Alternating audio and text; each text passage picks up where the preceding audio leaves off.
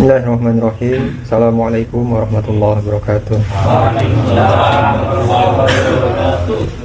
Alhamdulillahirabbil alamin wassalatu wassalamu ala sayyidina Muhammadin wa ala alihi washabbihi ajmain.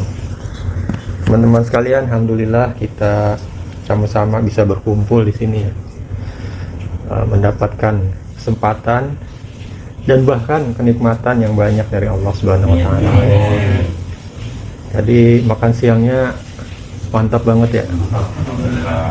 Alhamdulillah. Jadi setiap kali kita merasakan kenikmatan seperti itu nih, bukan di sini aja, di mana aja, itu selalu kita ingat siapa yang ngasih. Bukan saya, bukan Mas Bagus maksudnya.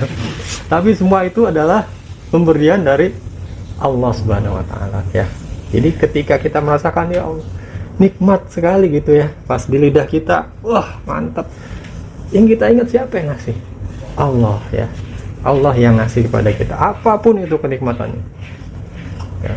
Jadi jangan lupa kita ingat kepada siapa yang ngasih, yaitu Allah Subhanahu wa taala. Dan kita ucapkan apa?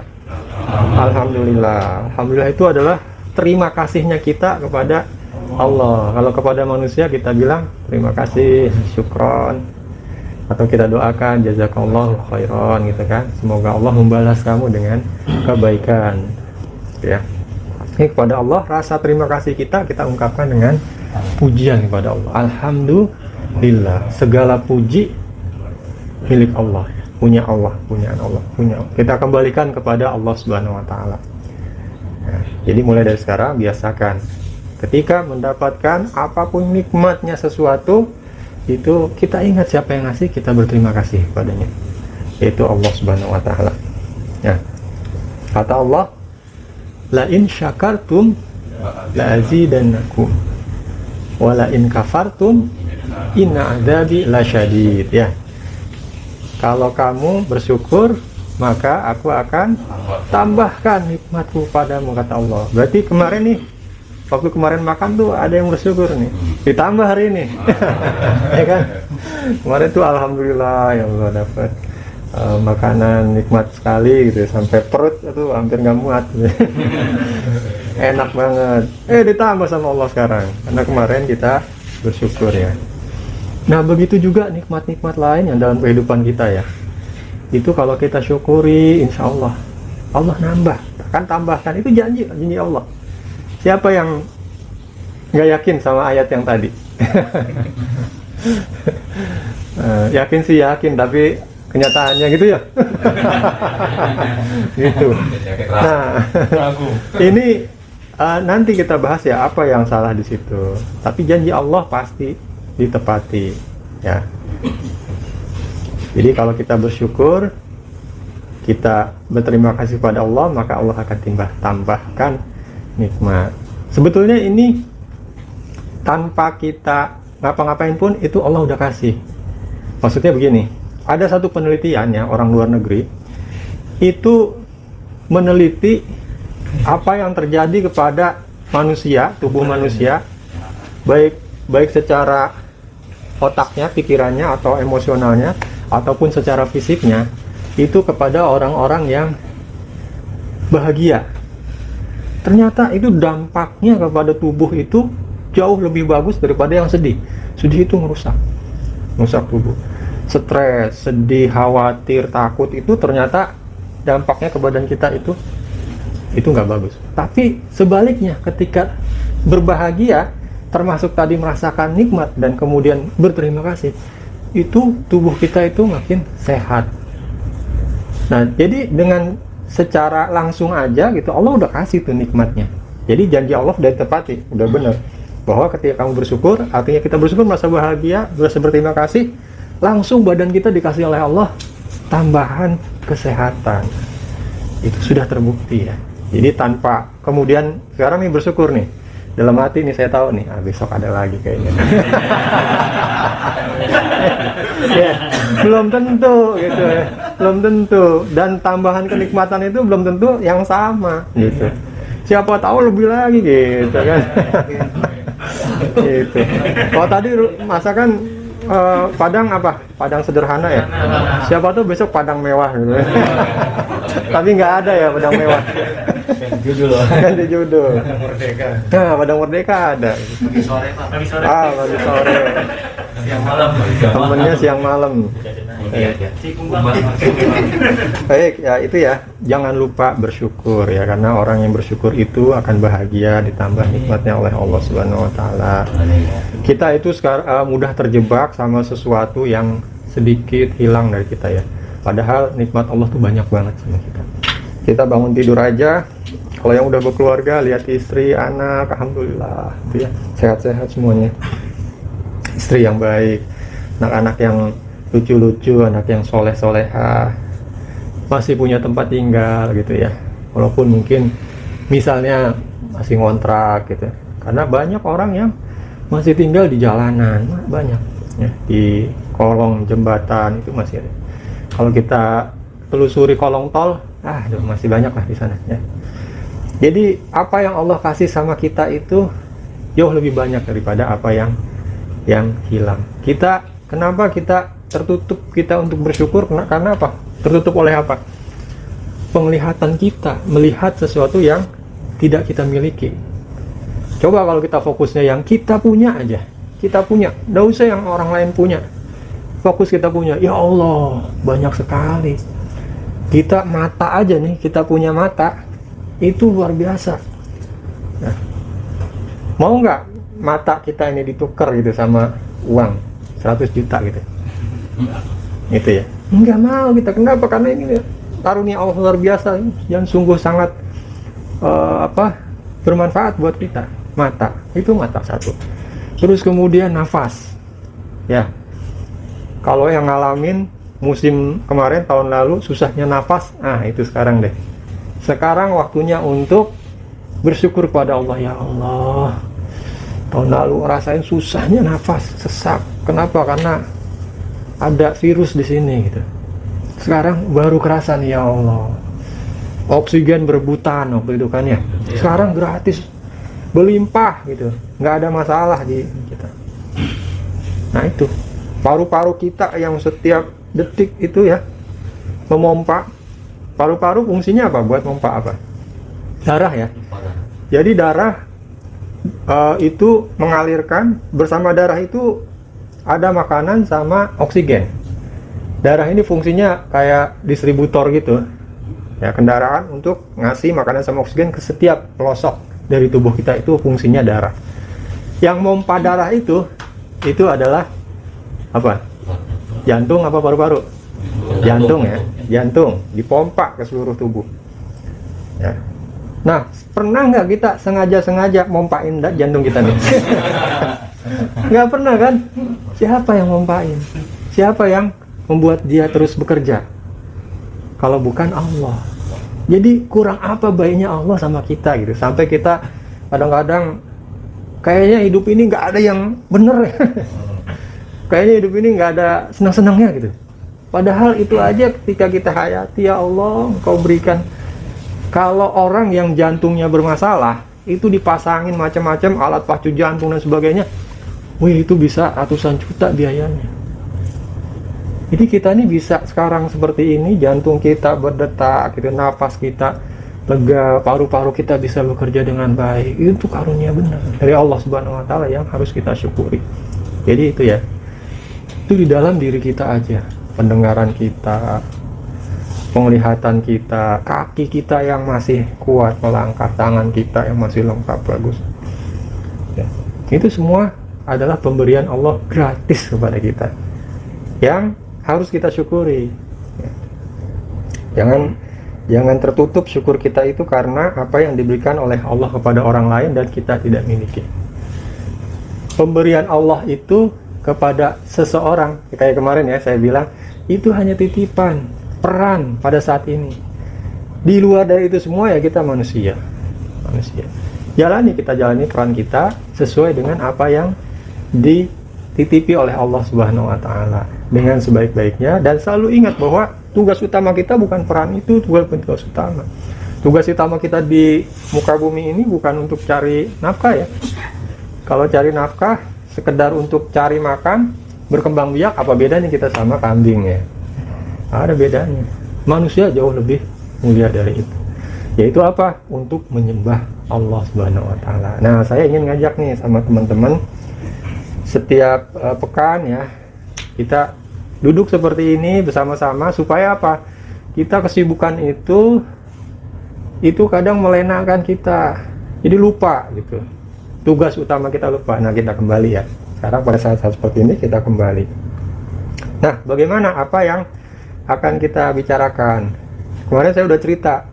Saya melakukan pencarian ya, pencarian kebenaran. Ini bener nggak sih orang ngajak sholat, orang Al-Quran apa segala macam ya? Itu kan berita-berita semuanya gitu kan. Nah, itu saya sampai akhirnya ya, saya kan tadinya dari SD, SMP, SMA, terutama SMA sama kuliah di ITB waktu itu belajar otodidak, belajar agama. Buku apa aja saya beli, dibaca. Buku bahasa Arab itu Jami'ud Durus itu saya kenal sudah sejak zaman kuliah. Ada 4 jilid yang bukunya itu masing-masing cetakannya masih cetakan jadul. Sekarang sih udah jarang yang pakai itu. Sekarang udah rata-rata pakai yang conversation ya, di pesantren-pesantren juga mulainya dari conversation. Kalau yang itu mulainya dari grammar. Jadi kalau nggak sabar udah nyerah duluan kalau belajar itu. Nahwu shorof itu nggak sabar nyerah duluan. Nah, kebanyakan sekarang orang pakai, bahkan di Lipia aja itu udah pakai conversation dulu, percakapan dulu biar bisa dulu. Nah, sampai pencarian saya itu tibalah kemudian saya ditakdirkan Allah dari Balikpapan ketika sudah berkeluarga pindah ke Mampang Perapatan. Di situ deket sama Masjid Al-Hikmah dan Ma'had Dakwah Al-Hikmah ya. Kalau rumahnya deket-deket itu pasti tahu lah ya. Akhirnya kami sekeluarga, anak saya yang masih TK masuk ke situ sebagai TK-nya. Istri di situ ada tahsin tilawah macam-macam pengajian ikut. Saya juga ikut tahsin tilawah, ikut pengajian-pengajian, dan saya masuk kuliah lagi, S1 lagi. Untuk apa? Untuk itu tadi, mencari pencarian itu. Karena saya ingin yakin, memang benar-benar yakin kan itu. Alhamdulillah dari situlah baru kemudian mendapatkan ketenangan. Ya, ketenangan. Alhamdulillah. Selama kuliah beberapa tahun, itu ternyata begini, nggak salah. Ya alhamdulillah.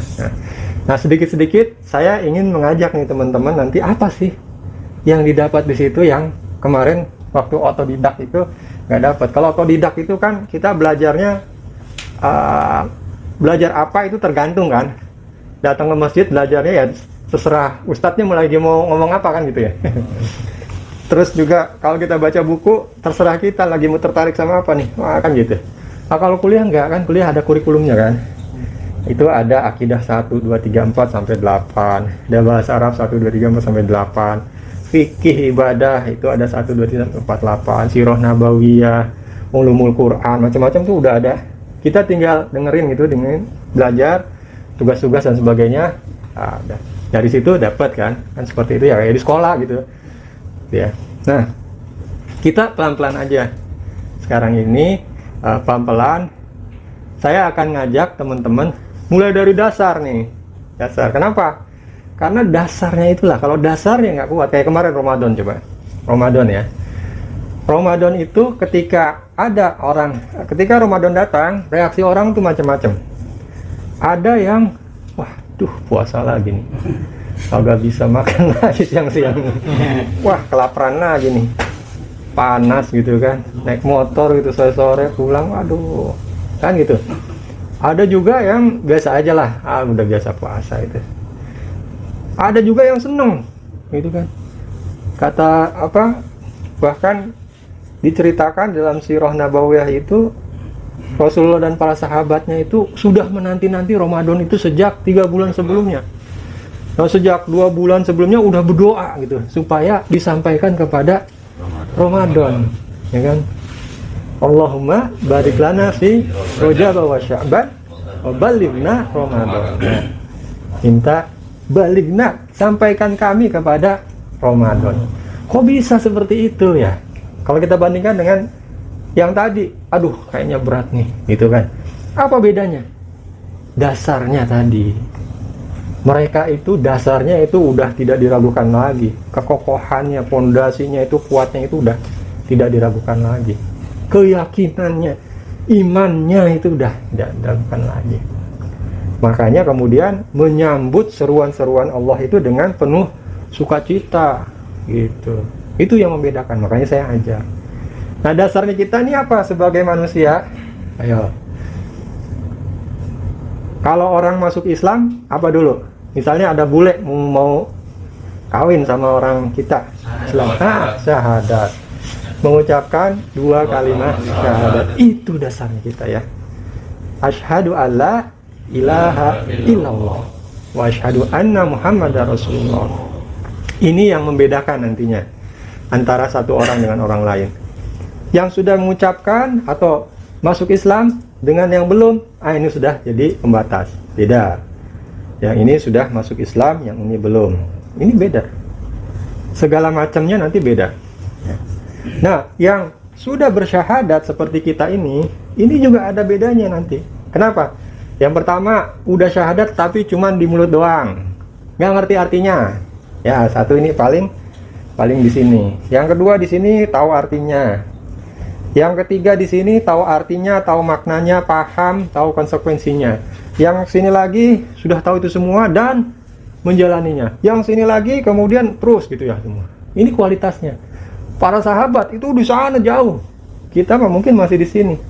Sahabat di sana. Makanya mereka diceritakan ketika menyambut seruan Allah, baik itu puasa atau bahkan yang mengorbankan jiwa dan raga, itu disambut dengan kegembiraan, sukacita. Nah, itu ya. Ini yang membedakan antara manusia dengan manusia yang lain. Ya. Nah, syahadat itu kalau yang sekarang kita tahu itu apa? Cuma ini ya, rukun Islam apa iman? Islam ya.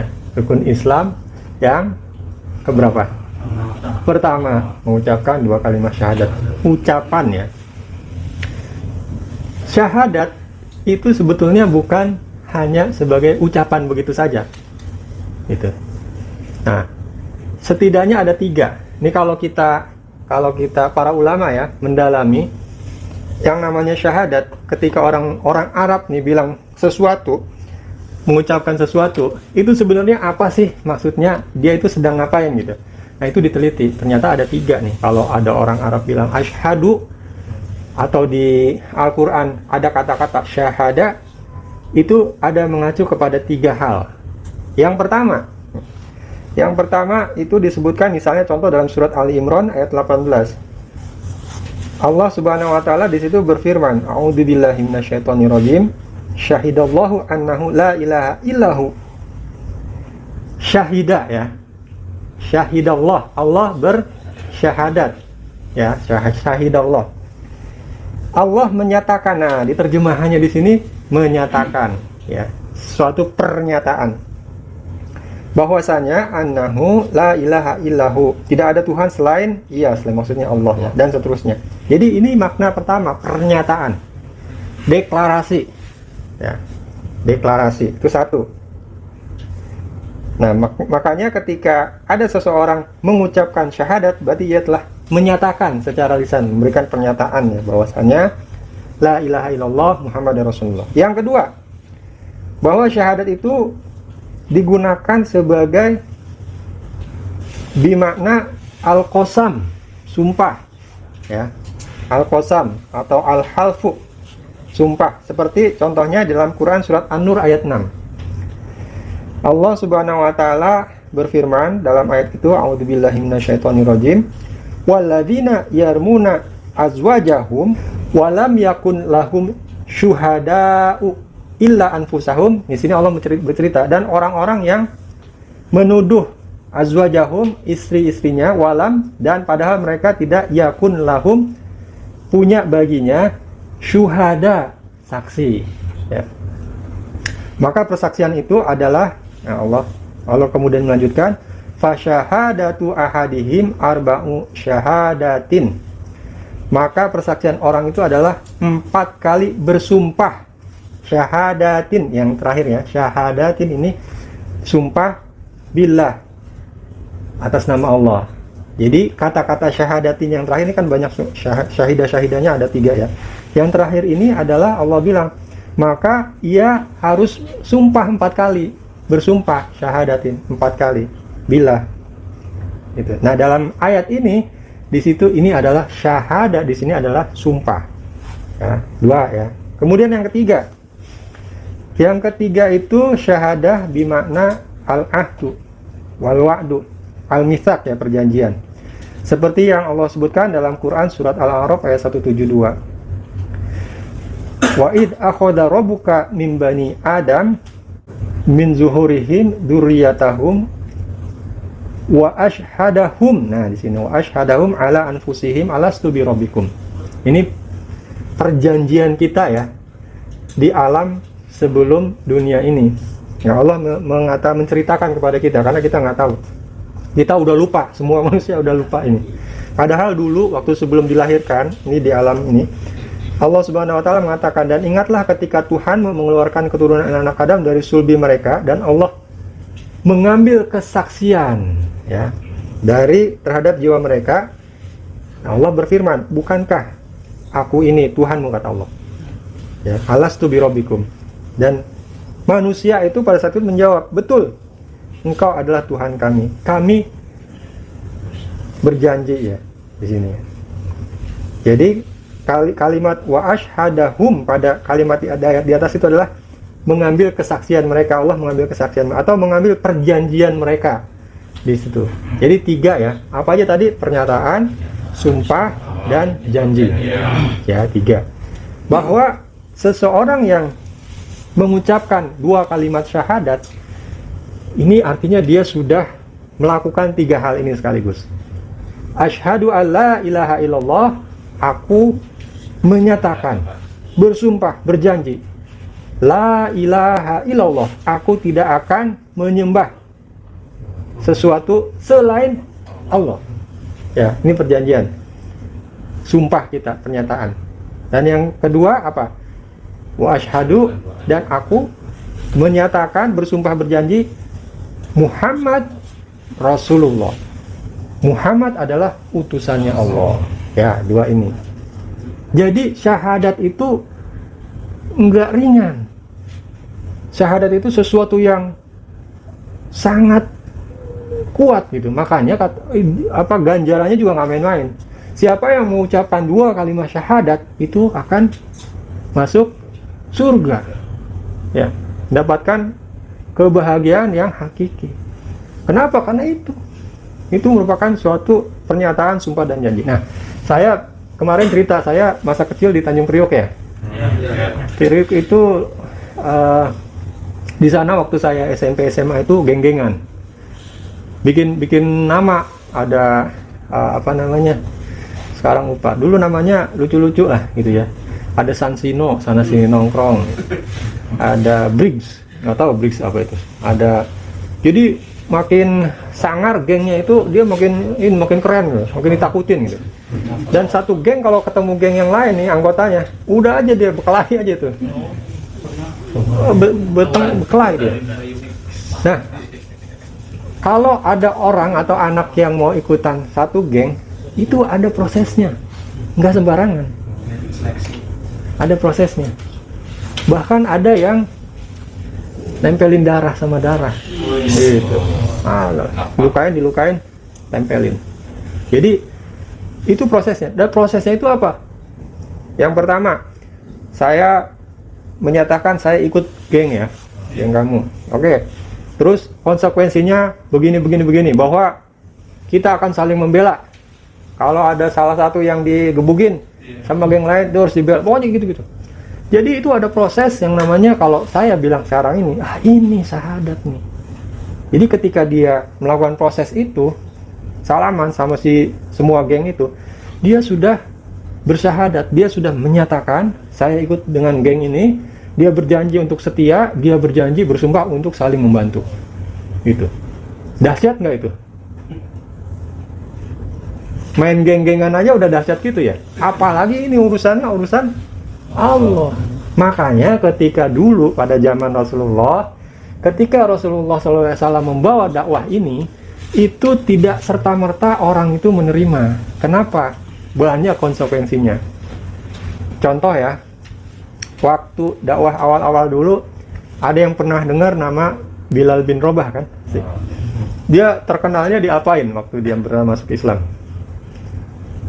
Diapain sama orang-orang kafir musyrikin? Dicambuk apa diapain? Ditelentangkan di padang pasir yang panas, kemudian di atas badannya ditaruh batu besar, ya, disiksa supaya dia keluar dari syahadat itu, keluar dari mengesahkan, mengilahkan Allah. Tapi nggak mau. Bilal itu bilangnya apa? Ahad, ahad, ahad, sampai disiksa sebagaimana di ahad, ahad. Terus pernah dengar keluarga seorang sahabat namanya Amr bin Yasir nggak? Ibunya namanya Sumayyah, bapaknya Yasir. Ibunya itu disiksa di depan mata anaknya sama suaminya. Dalam beberapa kisah ya, ditusuk dari bawah sampai ke atas tembus. Syahidah pertama dalam dunia Islam, seorang mujahidah wanita yang syahid, mati syahid pertama dunia Islam, seorang wanita itu adalah Sumayyah, istrinya Yasir. Yasirnya sendiri juga disiksa sampai mati di depan mata anaknya, si Amr bin Yasir ini. Jadi begitu dahsyatnya penyiksaan yang dialami oleh para sahabat ketika pertama-tama menerima dakwah ilallah ini. Nah, kenapa pertanyaannya, kenapa para pembesar Quraisy, para kaum musyrikin pada saat itu sebegitunya gitu menolaknya? Kenapa coba? Karena dakwah itu mengancam segala yang mereka miliki pada saat itu. Bayangkan ya, orang-orang sekampung nih, tadinya pada hormat sama seseorang, misalnya sama saya gitu ya, hormat. Tahu-tahu ada orang yang datang nih, namanya Muhammad, ngajakin orang-orang yang lain, kita nyembah, kata Muhammad nih, gak boleh lagi nyembah berhala-berhala nih di Ka'bah ini. La ilaha illallah, ayo ikut saya. Masuk ya. La ilaha illallah. Tidak ada yang kita sembah setelah ini kecuali Allah. Kita hanya menyembah Allah. Nah, itu si kaum kafir masih belum terlalu ini. Karena mereka pun tahu sebetulnya. Orang-orang kafir pada zaman Quraisy dulu, pada saat zaman Nabi Muhammad, sebetulnya tahu. Mereka udah tahu bahwa di Quran tuh di beberapa ayat dikatakan Fa'idha sa'alaka, oh bukan itu, bukan ibadi. Pak ini qarib itu ayat yang ini. Nah, kalau kamu tanyakan ya Muhammad kepada mereka, siapa yang menciptakan langit dan bumi? Kata Allah, mereka akan jawab Allah. Pernah ada yang nonton film ini nggak? Umar. Ya.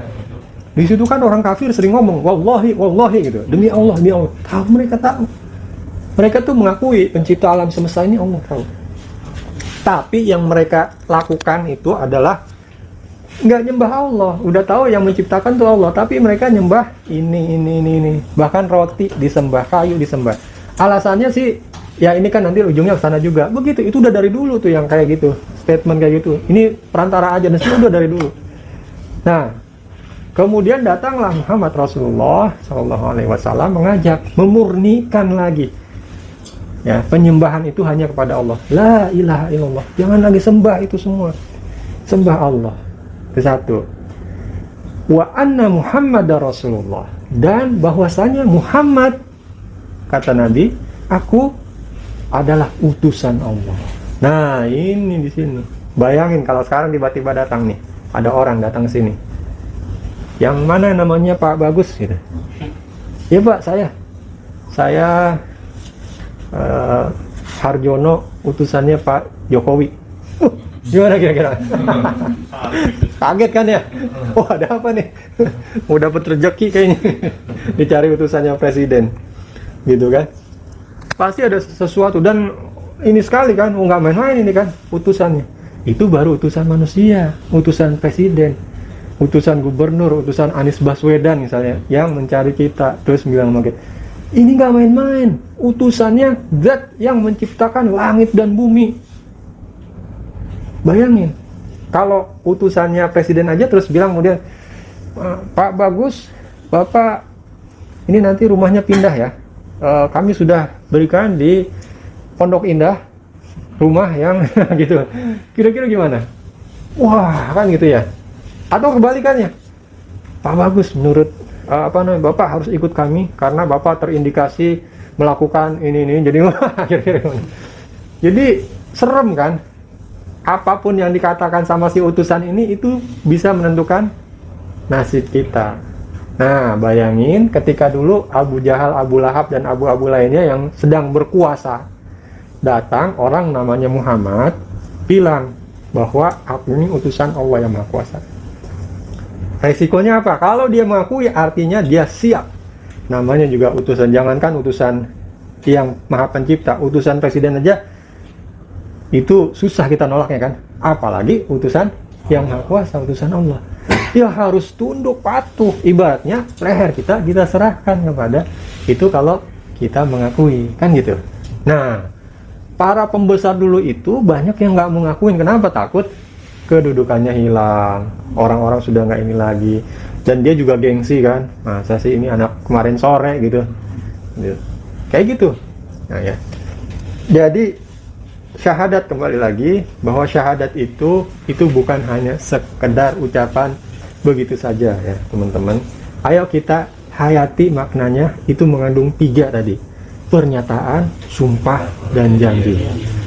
Besok nanti ketika ketemu lagi kita akan bahas apa sih yang kita nyatakan, kita sumpahkan, kita janjikan itu. Kita bahas isinya apa ya, 2 tadi ya, la ilaha illallah Muhammad Rasulullah. Tapi apakah kita sudah ngerti itu janji kita? Itu nanti kita bahas ya.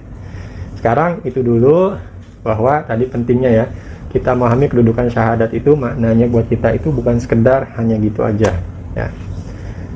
Itu mungkin ada pertanyaan atau yang ingin menambahkan, silakan.